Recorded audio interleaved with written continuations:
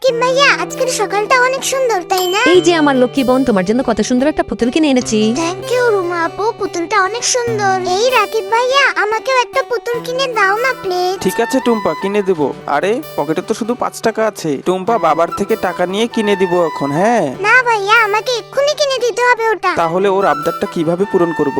হ্যাঁ বুদ্ধি পেয়েছি, চল। টুম্পা বেলুন নেওয়া হয়ে গেছে, চল এই বেলুনগুলো দিয়ে তোকে সুন্দর একটা পুতুল আমি এখন বানিয়ে দেব। এই ছোট্ট পাম্প মেশিনটা দিয়ে আগে বেলুনগুলো ফুলিয়ে নেই। টুম্পা তুই আমাকে একটু হেল্প কর। বন্ধুরা, রুমা আপুর বাবা বিদেশে থাকে, তাই ওরা কয়দিন পর পর নতুন নতুন খেলনা নেয়। আমরা গরিব মানুষ, তাই আমরা বেলুন দিয়ে খেলনা বানাচ্ছি। ভাইয়া, তুমি ছোট্ট বোনকে এত ভালোবাসো, কেউ কি লাইক সাবস্ক্রাইব করবে তোমাকে? যারা ছোট্ট বোনকে ভালোবাসে তারা অবশ্যই সাবস্ক্রাইব করবে। বন্ধুরা, আমার কাজটা কিন্তু প্রায় শেষের দিকে। এখন শুধু মুখ, চোখ আর নাক আর্ট করে দিব, ব্যাস আমার খেলনা রেডি।